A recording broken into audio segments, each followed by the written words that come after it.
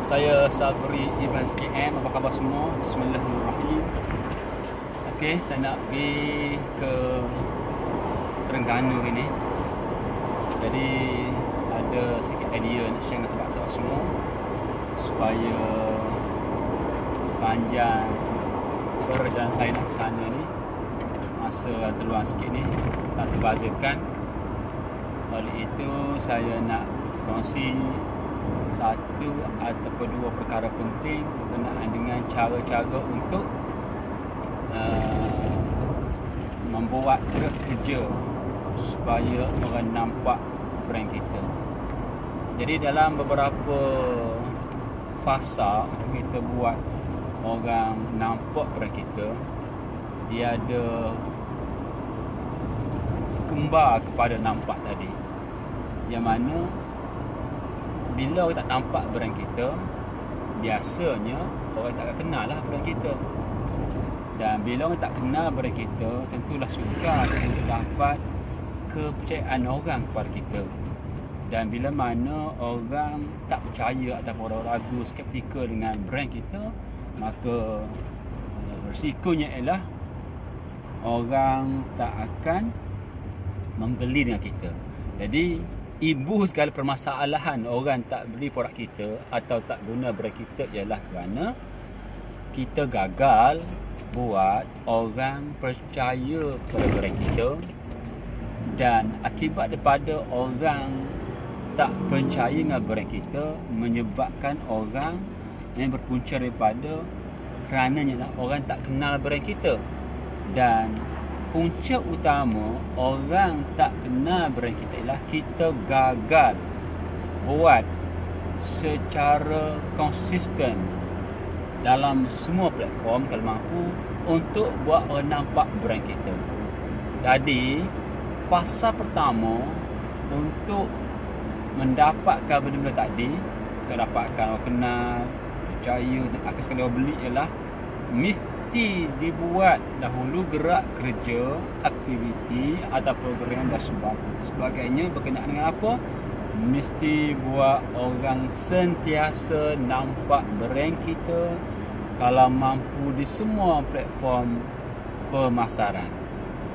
So banyaklah platform pemasaran ni, sebab kita faham bahawa saya pernah share sebelum ini itu takrif pemasaran ialah buat orang sentiasa nampak brand kita.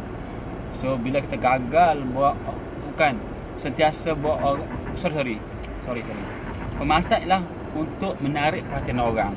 So bila kita gagal buat orang tertarik kepada brand kita, kerana kita apa, berpunca daripada kita gagal buat sentiasa nampak. So ibu segala gerak kerja yang nombor satu yang perlu kita buat ialah mesti dahulu lakukan gerak kerja supaya orang nampak brand kita. Baik, dalam persoalan ini dalam hal ini apakah cara untuk buat orang nampak brand kita? Dua cara, sama ada cara berbayar ataupun yang free. Apa itu cara berbayar? Contoh, masuk TV, masuk radio kena bayar, pasang billboard, ada pasang banting, banner, ada flyers, ubah promoter, FB ad, Google ad, ya, dan sebagainya. Itu kategori kita buat kerja supaya orang nampak brand kita secara berbayar. Yang free seperti FB Live ini, marketplace, gunakan lagi apa, blog, WhatsApp. Yang free IGTV, YouTube. Yang free apa lagi, mana-mana yang jenis peluang-peluang yang diberi oleh kerajaan, kerajaan itulah jenis daripada yang free. Dan dua-dua ini bagus belaka, dan kalau mampu gunakanlah kedua-duanya sekali. Alright. Dan kita kena insaf, kita kena sedar bahawa bila kita dapat si kita tak mengikat, biasanya kita gagal buat orang sentiasa brand kita. Kena terima hakikat ini.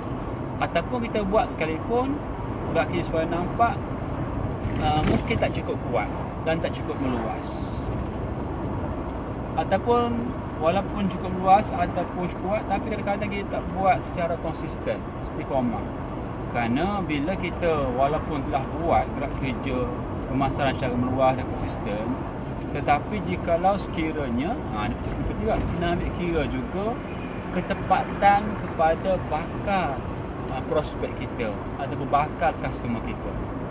Ini bermaksud kalau kita lakukan gerak kerja secara meluas dan konsisten sekalipun, tapi tidak menjurus kepada suatu kelompok yang betul-betul menepati prospek atau customer kita, ia juga sebenarnya suatu gerak kerja yang sia-sia. Jadi apa cara dia? Oleh itu, sebelum nak lakukan gerak kerja pemasaran, kita perlu terlebih dahulu buat kaji selidik, buat kajian ataupun pemerhatian di kawasan manakah orang yang menepati dengan kita punya target, ciri kena.